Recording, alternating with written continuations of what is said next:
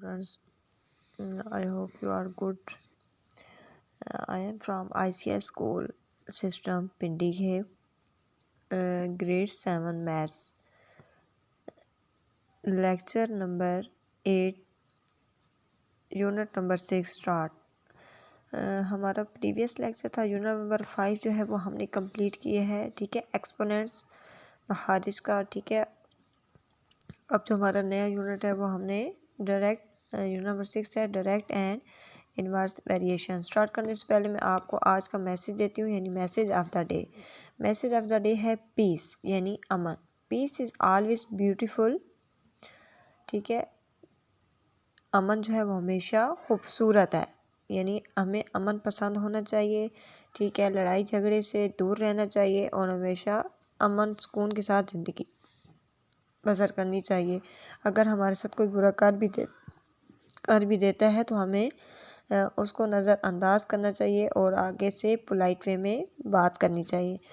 Now start unit number 6, direct and inverse variation, यानी direct बराह रास्त और इनवर्स उल्टे वेरिएशन तगय्युरात। फर्स्ट पे हम लोग डेफिनेशंस करेंगे। जो हमारा अब आज का लेक्चर है वो जस्ट डेफिनेशंस पर है, ठीक है। In day-to-day life, one often hears people using phrase such as more jobs, more employment, यानी आजकल के लोग जो है मुख्तलिफ जो है फ्रेजेस सुनते हैं जिनमें है more jobs, more employment, more strike, less production, no pain or no gain, more talk, less action, some of our own experience tell us। ये हमारा अपना जो है वो तजर्बा है कुछ का। The faster we drive, the lesser time we take to cover a given distance, the efficiency of a machine decrease with time, यानी and so on. If one analyzes these statements, one realizes that a change in one quantity brings about a change in other, यानी अगर एक चीज़ change होती है तो उसका असर दूसरी चीज़ पे भी पड़ता है और दूसरी जो थिंग होती है यानी चीज़ होती है वो भी तब्दील हो जाती है। Hence, if two quantities are related so that a change in one case is a corresponding change in other, ठीक है। दो क्वांटिटीज़ होती हैं हमारे पास, मिकदारें, उनका रिलेशन इस तरह से होता है कि अगर एक चेंज होती है तो दूसरी भी उसके साथ चेंज होती है। It means one varies as the other. There are two types of variations, direct variation and inverse variations, यानी बराह रास्त और उल्टे वेरिएशन, ठीक है। When an increase or decrease in one quantity leads to an increase or decrease in other quantity, यानी जब एक चीज़ बढ़ती है या कम होती है क्वांटिटी तो दूसरी जो है वो उसी हिसाब से कम और ज़्यादा होती है। These quantities are direct proportion or variation to each other। तो ये कौन सी क्वांटिटी कहलाती है? बराह रास्त, ठीक है, बराह रास्त proportion. If A ratio B is directly proportional to C ratio D, then A B is equal to C D। ये अब इसकी एग्जांपल है।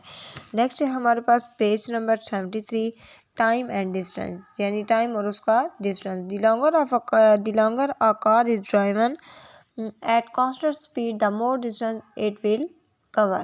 The longer the distance is newsboy has to cover, the more time he will take. Time and distance है direct variation, यानी time और distance है वो एक ही वेरिएशन में काम करते हैं, यानी बराह रास्त। यानी अगर आप ज़्यादा डिस्टेंस जो है वो कवर करना चाहते हैं और आप स्पीड लगाते हैं तो कम टाइम लगेगा और आप जल्द जो है वो अपने मंजिल तक पहुंच सकेंगे। दस if one increases other increase, यानी एक बढ़ती है तो दूसरी भी साथ ही बढ़ती है। If one decreases the other decreases, अगर एक चीज़ कम होती है तो दूसरी भी साथ कम हो जाती है। People and pizzas, the more people there are not at a party the more pizzas will be needed, तो उन्हें और भी ज़्यादा ज़रूरत होती है। लेंथ एंड एरिया, अब यानी लेंथ और एरिया क्या है? The longer are table the greater will be its area. अगर एक टेबल है वो बड़ा है, ठीक है, लॉन्गर है तो उसका जो एरिया होगा वो भी बड़ा होगा। The length and area are in direct variations. Understand. आगे हमारे पास direct and inverse variations. Read the following examples carefully, यानी हमें ये अब दो एग्जांपल्स दिए हैं। फर्स्ट पे है to make more cups of chocolates mousse I will need more milk, यानी अगर हम चॉकलेट्स के कुछ और कप बनाएंगे तो हमें और ज़्यादा चॉकलेट और ज़्यादा दूध की ज़रूरत होगी, यानी मिल्क की ज़रूरत होगी। To make a bigger pattern I will need more square, अगर हमने इससे बड़ा जो है वो पैटर्न बनाना है स्क्वायर्स का तो हमें क्या होगी और स्क्वायर्स बनाने की ज़रूरत होगी। आगे है in these two examples one quantity increase or decrease and other increase or, यानी एक क्वांटिटी बढ़ती है तो दूसरी भी साथ ही बढ़ती है और एक कम होती है तो दूसरी भी कम हो जाती है। More milk more mouse, less milk less mouse, ठीक है। अगर हमने कम चीज़ बनानी है तो हमें कम चीज़ की ज़रूरत होगी, ज़्यादा चीज़ बनानी होगी तो ज़्यादा। अब these are in direct proportions or variations, ठीक है। आगे है हमारे पास, अब इसकी एग्जांपल्स मज़ीद हमें एग्जांपल्स दे दी गई हैं डायरेक्ट वेरिएशंस की, ठीक है। These quantities are in inverse proportion और वेरिएशन टू ईच अदर, यहाँ पे नंबर ऑफ बल्ब और कॉस्ट इन रुपीज़, यानी 5 बल्ब हैं तो 500 के आएंगे, 10 है तो 1000 के आएंगे, यानी जिस तरह क्वांटिटी बढ़ी है उसी तरह इसकी जो है वो अमाउंट बढ़ती जा रही है, ठीक है।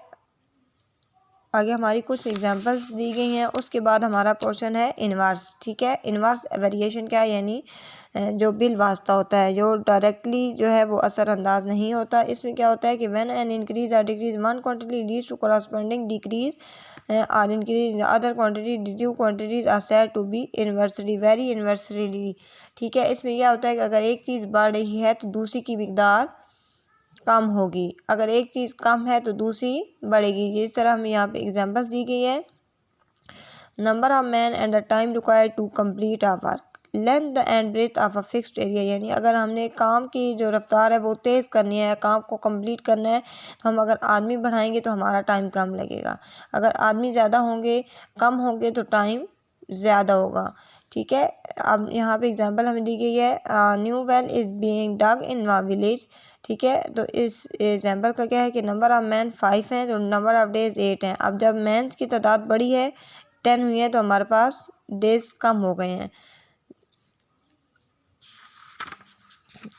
आगे इसकी कुछ एग्जांपल्स दी गई हैं, ठीक है। अब यहाँ पे हमारे पास मैथ्स चैम्प है, identify the types of variations, ठीक है। यहाँ पे when the amount of work is greater the time required to complete it is more for a fixed number of workers, and the second is when the amount of work is greater the number of workers should increase to complete it within a fixed time, and the third is more workers are employed to complete the work within a fix time, यानी अगर हम तादाद भी बढ़ाती है workers की तो हमारा जो है वो फिक्स टाइम में हमारा काम कंप्लीट हो जाता है, ठीक है। अब इंशाल्लाह हम लोग अगले नेक्स्ट लेक्चर में जो है वो अपना यूनिट जो है वो स्टार्ट करेंगे।